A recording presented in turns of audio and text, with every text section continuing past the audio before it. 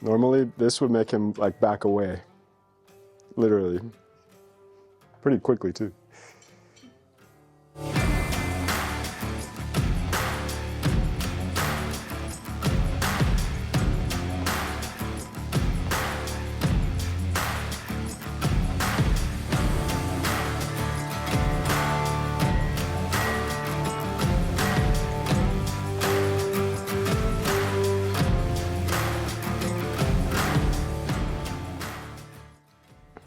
And I can't believe he's doing this to me right now. I feel like I have to stop and enjoy it.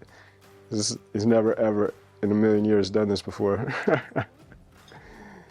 And I've worked this horse since he hated shoeing, and then he stood well for it one day, and now he's got his nose on my cheek. That's a good omen. It's a good day. All right, we're making a lateral support shoe utilizing the ideas of ground reaction forces.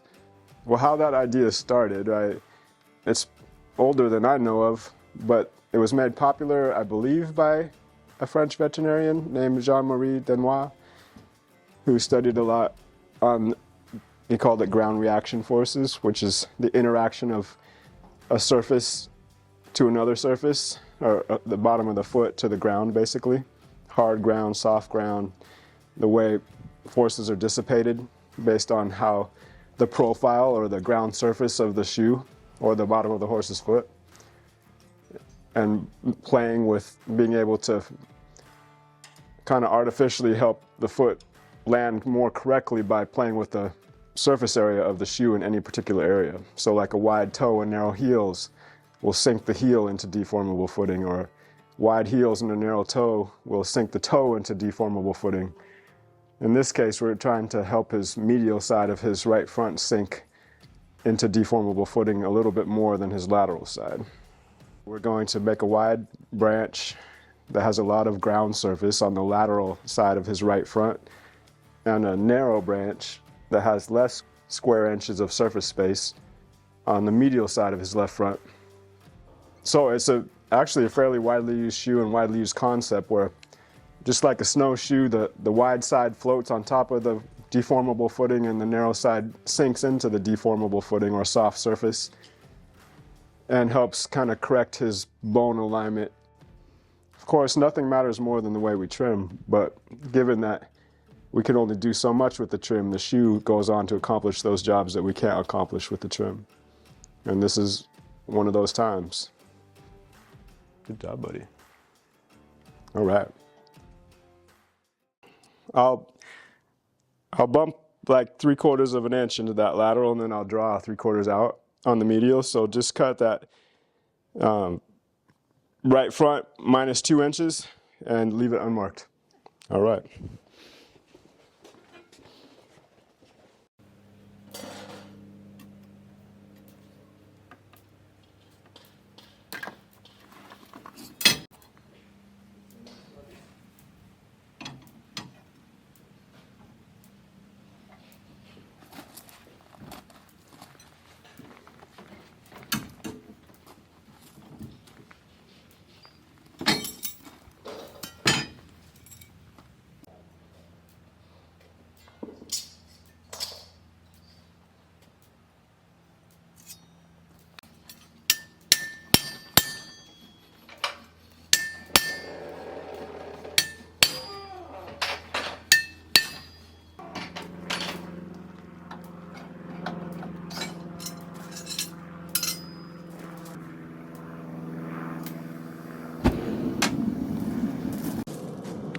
Does Advil count as a vitamin?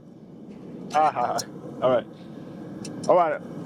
I'm going to take it from there, come to here, get the proper grip so I can dunk it to the right place there, which is why we use 5-gallon buckets instead of smaller buckets, so we can put our piece deep into the water if we need to cool a certain section. And then we'll come back to here and start bumping, and I'm going to bump 3/4 of an inch into the lateral branch. And then we'll draw 3/4 of an inch on the medial branch.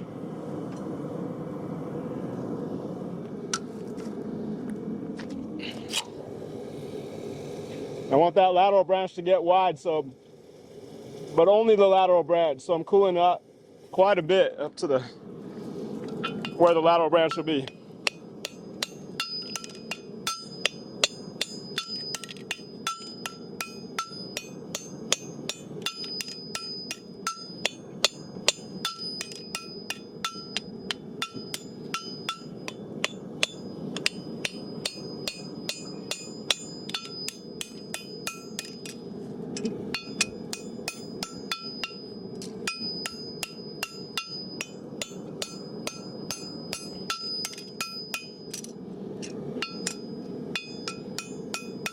And straighten as you go.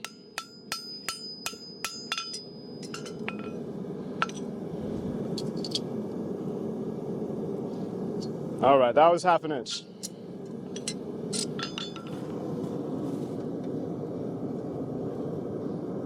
So we'll just repeat the same process here for another 1/4 inch and probably put it more toward the heel. All right, same process, but we got to bump just a 1/4 more inch into that. But 1/4 inch is super easy to bump, so it's going to be hard not to go too much here.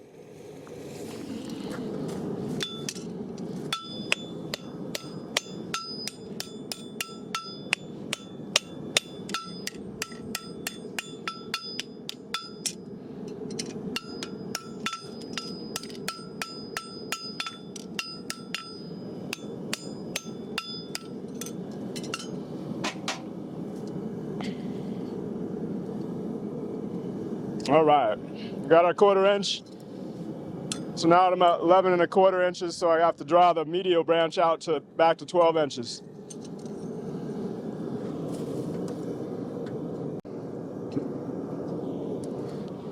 So I'm gonna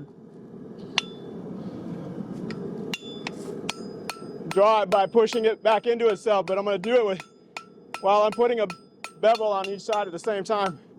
So that I'll end up with a narrower ground surface.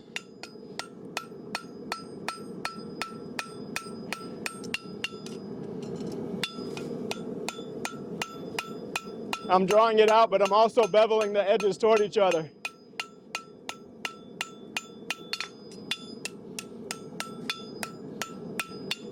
I'm going to do this until it's back to 14 inches long, or 12 inches long. It started at 14.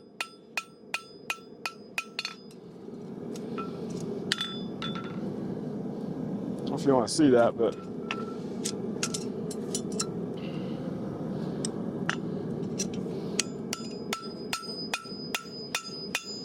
flatten it from the back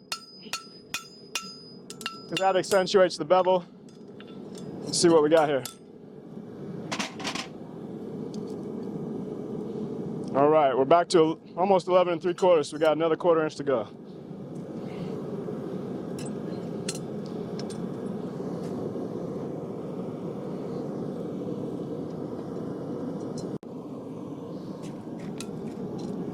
All right, one more draw. We got a 1/4 inch to go. I'm trying to create a smaller ground surface, that's all.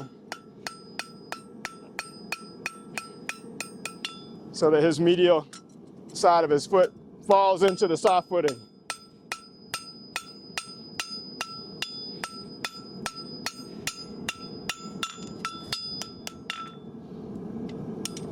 Draw it out, flatten it out from the hoof side. And we're ready to go.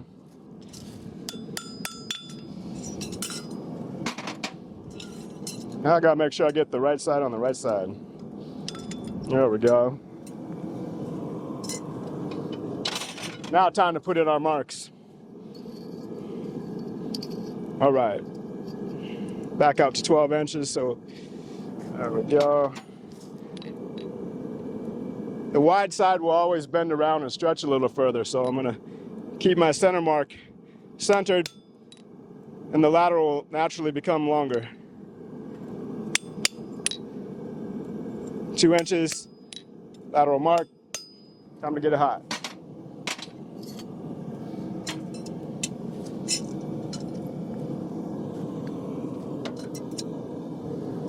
In case you're wondering, it's good luck to drop the shoe on the ground at least 3 times. So it's totally intentional.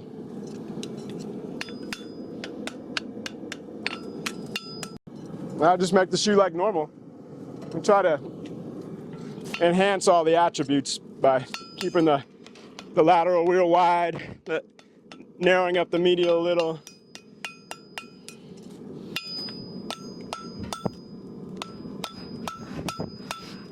I can widen it up by packing it back in on the heel check.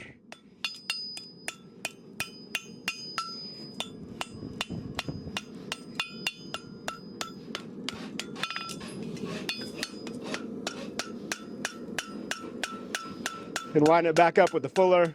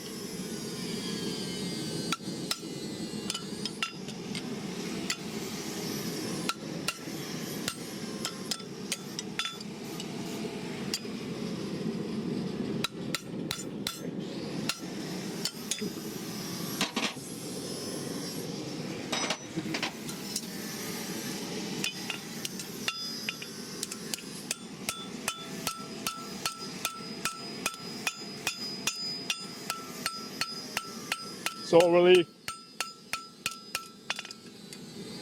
All right, ready to go. You see our differences starting to come.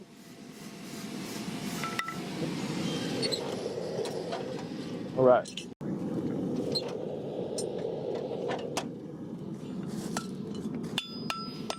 All right, heel check. I'm gonna try to increase that bevel a little to decrease the ground surface here at the same time as I hem it for the fullering. So there's the hem.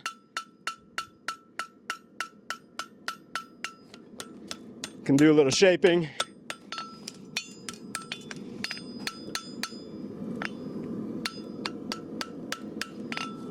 All right.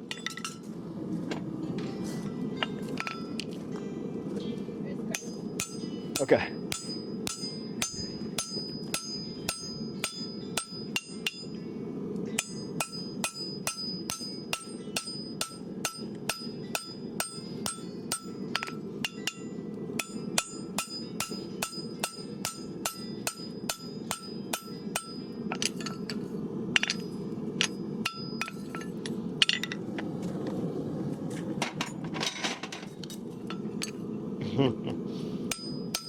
No holes.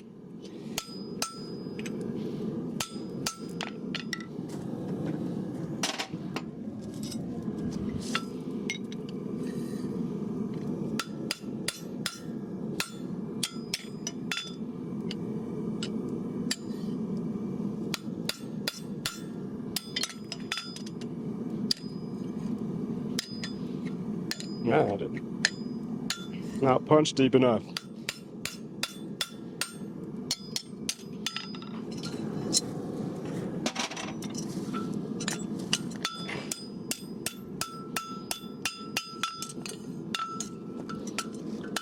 You know what? All the little mistakes you make when you're shoeing or when you're foraging, making your shoe, yeah, you remember them. You try to do better next time. But don't let it stop you from keeping going. Your shoe's only gonna last 6 to 8 weeks. Now get it made, do better the next time, you know? I'm not saying settle for less than 100%, but I'm saying also don't let it hold you back. All right, well, let me, just gonna work on this shape here for a sec and we'll clip it up.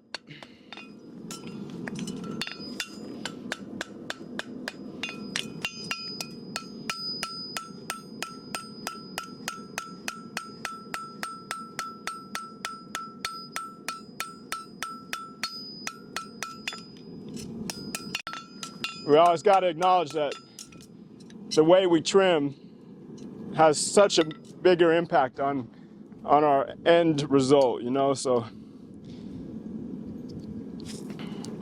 forging is awesome, and we should all get to know how to do the basics: nail holes, clips, a basic shoe. But learning anatomy and biomechanics and trimming around those things to reorient not just the hoof around the coffin bone of any particular leg, but all the legs to each other and to the body and to the discipline and so on and so forth. So much more important.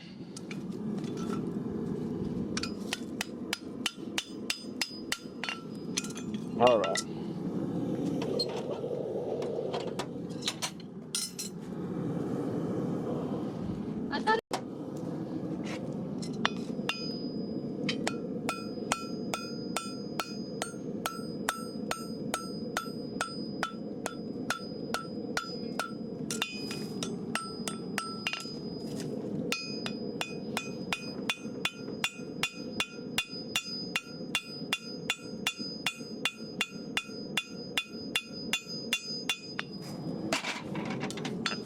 The same thing goes for clips, you know. You just got to start, you just got to practice, and you can't worry about your clip being perfect every time for every horse, especially in the beginning.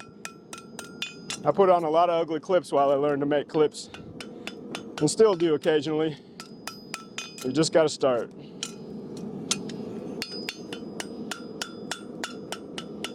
And starting is intimidating because of the time it takes and how you feel like your product's is inferior. But the stuff it teaches you is amazing as far as shaping. When you start measuring feet first to make shoes, you learn so much more about feet and what goes into making up a shape. And it makes you better with keg shoes. It makes you better all around.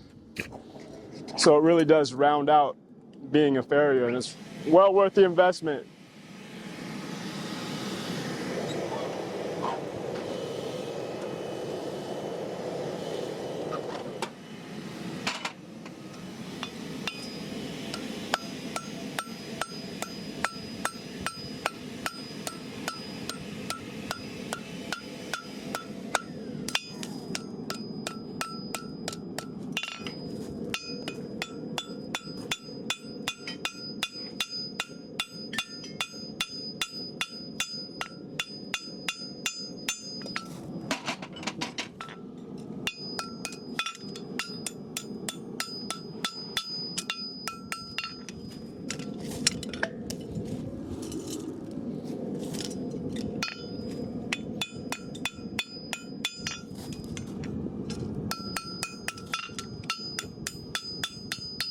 All right.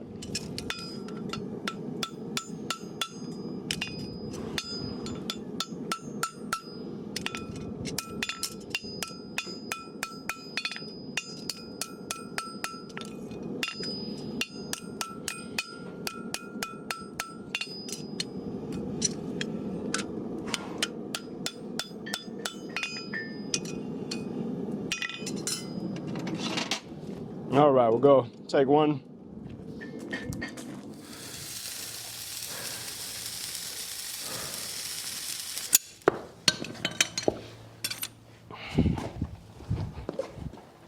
Right.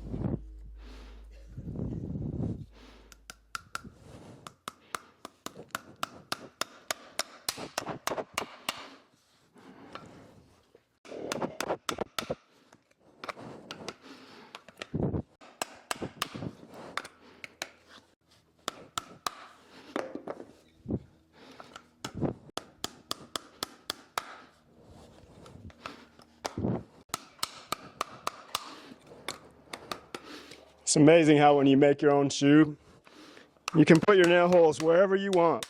You have all sorts of room to put nail holes anywhere, but you always end up putting them over the old nail holes, no matter what. And you got your brand new handmade shoe pounding into old nail holes. Whoever's starting out, I just want you to know what happens even to me. So that shoe came out all right, fit decent, nailed up decent. You know, and one thing I always remember though is when I say that the trim is what matters the most. You know, I could nail an ugly shoe on a really well trimmed foot and I'd have a great moving horse. But I could nail a beautiful shoe on a poorly trimmed horse, poorly trimmed foot, and the horse might be lame.